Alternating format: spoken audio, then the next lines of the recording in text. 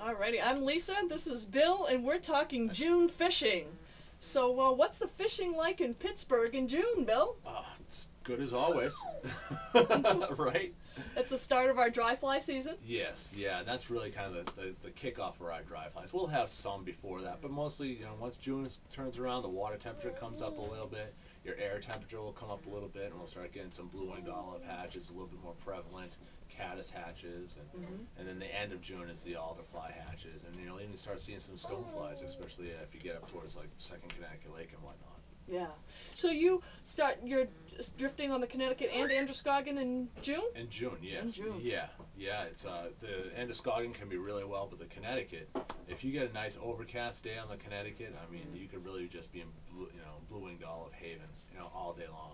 Yeah. So, nice overcast day, temperature is 60, 65 degrees, which is fine. Maybe a little bit of a breeze wouldn't be too bad, but yeah. So it's not too cold in June. What are you wearing, like lightweight stuff? Well, you always want to dress in layers, just in case. Always dress in layers. Bring your rain gear, just in case. But yeah, I mean, you're pretty comfortable. I wouldn't go out necessarily wearing shorts or anything like that, but I mean, you could probably just wear a light pair of easy dry pants with maybe some polypro underneath them, just to be sure. And I mean, I'd be comfortable enough probably wearing my Tevas and whatnot, and just a long sleeve shirt.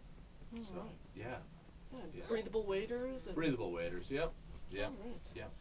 So we start to see the blue-winged olives and the caddis in the beginning, and you said alderfly at the end, but there must be some mays too? Yeah. Mayflies? Yeah. You'll get some Hendricksons kicking around and stuff like that. And we also have the little sulfurs, which I mean, they're fun, especially on judges and juries. There's just, oh my gosh. And just right before dark, it's amazing. You'll catch a few fish, but you'd be surprised when those sulfurs come out. How many fish you see there is just unbelievable. And I've gone to judges before and literally spent just 4 hours with a couple of clients and just fished for 4 hours right there. Wow. And just had our fill with it. It was fantastic. So what are you catching in June? Oh, well, we catch everything. I mean, you never really know what you're going to catch, and it all depends on where you go. The Androscoggin has a little different species necessarily that you're going to catch more, probably brookies and whatnot over there, rainbows, where on the Connecticut, when you float that, you're going to catch the rainbows and the browns more. But, I mean, up here in the trophy stretch, you can catch really anything. More close. Brown trout? Brooks, browns, rainbows, and the landlocked salmon. And the landlocks. So, and more towards the dam, you're probably going to get more brookies and rainbows and landlocks. But we were catching a lot more browns last year up towards the dam than we really have in the years past. So they're either coming or going a little bit more. And traditionally, once you got down towards St. Francis, you'd end up catching more rainbows and browns and also some salmon in there too, where you didn't find that so much a few years back. So what flies are you using in June?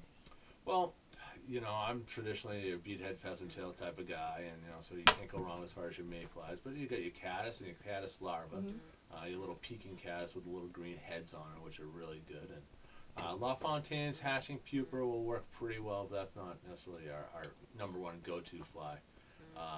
Ellis Hatch's hatching pupa. It's a fantastic fly. And we've been using a lot of the little dark microstones too. So, because they can almost kind of go for either your small dark mayflies or even your stonefly patterns. So.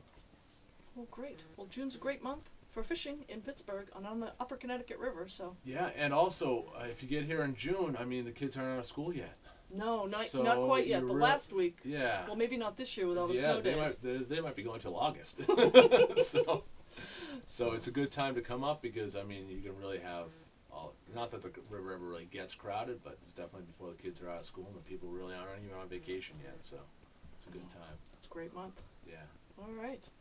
All right. We'll see you on the river. I'm looking forward to it. Thank you.